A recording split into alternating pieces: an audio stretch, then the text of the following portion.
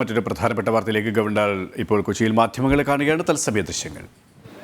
I ask you one question. Have you seen the video when they made an attempt on my life in Kannur? I want to ask you, reply. Have you seen the video? You have not seen the video? Sorry? 3 years back, almost 3 years now, Yeah. That's fun. Kannur Indian History Congress. An attempt was made on my life or not? Yes, that is fun, Habibi. Yeah. You reply to my question. Yes. An attempt was made. Yeah. My ADC's shirt was torn. That is in the video. If you have not seen the video, I will send you the. You have seen the video? Ask any lawyer.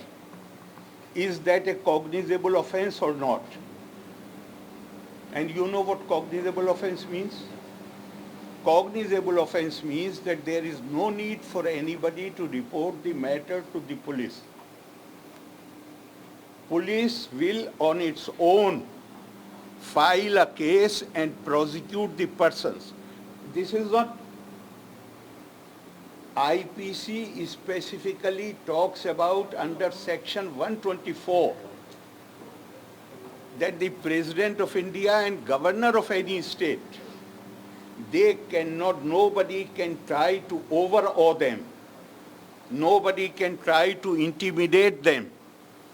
And if any such thing happens and they are prevented from performance of their actions, then these people are liable with punishment for 7 years and fine. Is that a cognizable offense? What was the duty of the police? To register a case? Who prevented the police from registering a case? Who held the Home Department?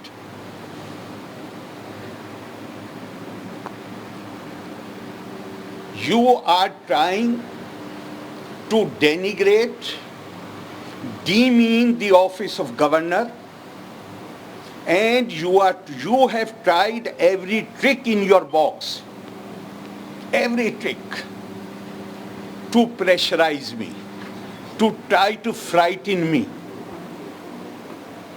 even the kind of that I should develop fear about my physical safety. Who prevented the police from registering a case? I am so happy that Chief Minister has come out openly. He has given this statement. I welcome his statement because now at least he is not trying to play the game from behind the curtain. Now instead of using proxies like Irfan Habib, like some vice chancellors whom he asked to defy the orders of the chancellor, at least now he has come out openly. I do not wish to go into detail at this time. When I reach Trivandrum, I shall not only organize that people see that video, but I have all the documents. I have been writing to him since last 3 years, repeatedly. It is your constitutional duty to brief me regularly. He never paid any attention. I write letter to him, he does not reply. I make call to him and he does not call back. Then what is the way out for me? You tell me. And whatever he has said, I will tomorrow I will reach Trivandrum. I hope tomorrow or day after tomorrow, I will produce all the documentary evidence. And I have definite information that when they tried to make a physical attack on me at Kannur, this was a conspiracy. And the Vice Chancellor of the Kannur University was used to ensure that I am present there so that they can attack me. And I leave it to you to decide that if some higher authority prevents the police from taking legal action, was it an act of favoritism or that person was also part of the conspiracy? Because I have said it and I repeat it, some ideologies which have originated outside India, they believe in the use of force to achieve their political purposes. Don't tell me how many of your members were in the Constituent Assembly or other positions. You are also in position. Tell me whether your ideology allows use of force, use of coercive methods, use of pressure tactics, whether it is legitimate in your ideology or not. That is the question. India has a liberal constitution. Even those, only recently, one minister was made to resign because he dropped caution. He was not careful enough. What they really believe in and what they hold the view about our constitution, he said it publicly. So why he resigned? Whose views he was representing? You have taken oath to uphold the law. I have never said that anybody is disqualified to be appointed to any position.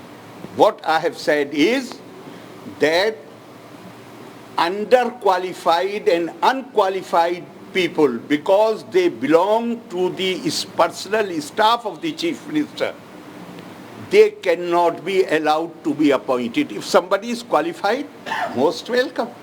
So you directly accuse him that Chief Minister is part of that? It is not. Don't try. Full conspiracy. I don't need you to explain what I mean. You have my words on record. Direct or indirect, these are your interpretations. Don't try to put words in my mouth.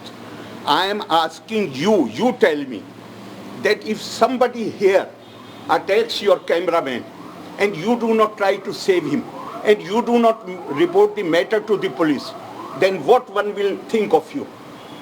That you are in sympathy with the attacker, or you have already, you yourself are part of a conspiracy. This is the conclusion one will come to. So please don't try to put words in my mouth. I am capable enough to express and articulate what I feel. So regarding the Varghese appointment, yesterday Chief Minister slammed your remarks and substantiated and explained. I have already. Every individual have the right to I think irrespective of a governor office or Chief Minister office. I have already explained it. I do not know what kind of more explanation you need. I am saying and I am repeating it again, that as far as qualified persons are concerned, there cannot be any objection to that.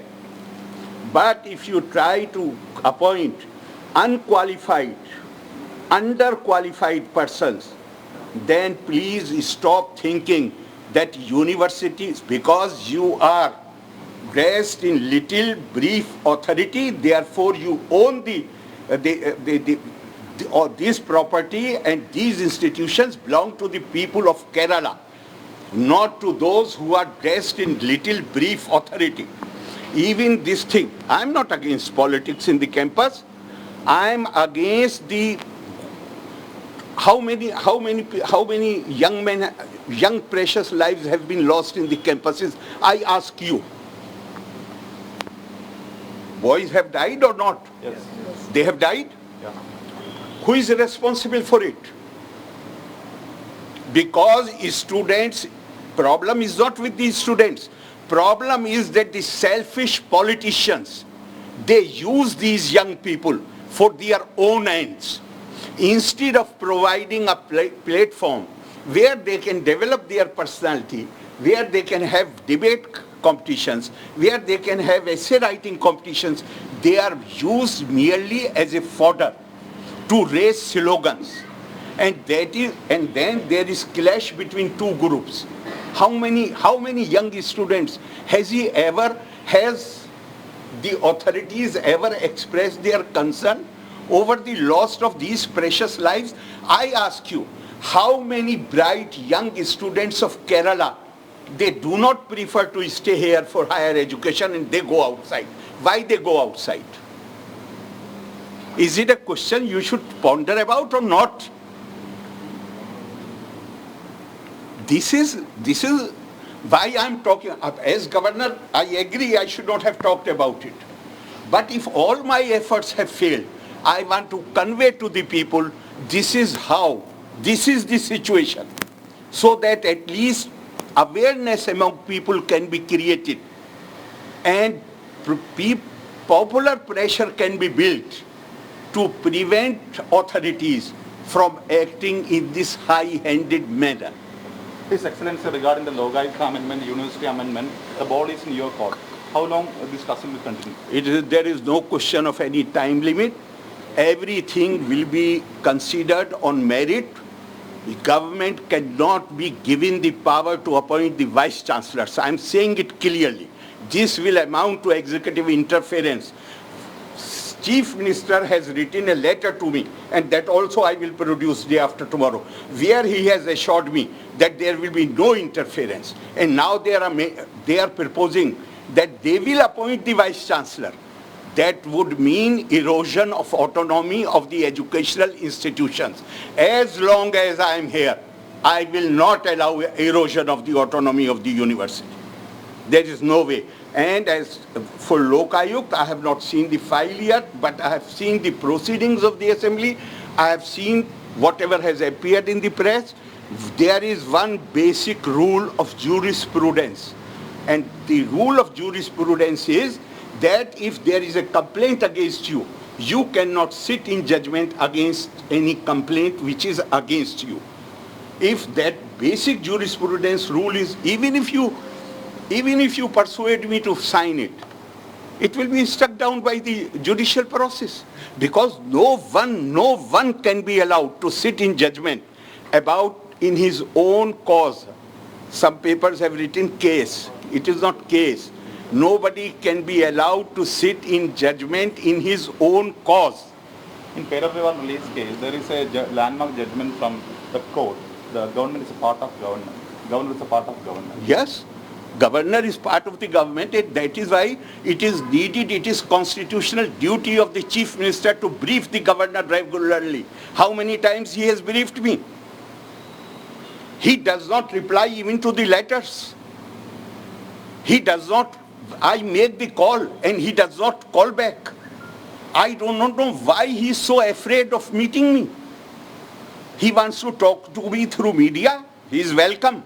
The public Sir, counsel is an yesterday he told extraordinary all- situation. you How are does this tug of war continue? The constitution is the government in one side and This is, you want to make your news interesting. That is why you are using these words. Nobody, there is Sir, no, this is happening, there is no tension in this situation. People have a right to know what the government is doing. Why you want to keep it from the people? After all, the sovereignty does not lie in the government or the governor. Sovereign are the people of India. Why you want to keep in darkness? Your question implies that we should not discuss it publicly. Is that okay for a media man to ask this No, question? Sir, this is an Sir, extraordinary yesterday situation. CM What Airlines- extraordinary, After the VS government issue, this is the first time. extraordinary situation you are saying because people have come to know what the government is doing. This is no, people Sir, have a right to know. Sir, yesterday thank you, CM sir. told that you are seeking some positions. That's what he became silent. They have every right to think about it. My track record is clear. I have sacrificed positions. Okay, thank you, sir. So, Thank you, but sir. they have every Prime right Minister- to- Today is Prime Minister Narendra Modi's birthday.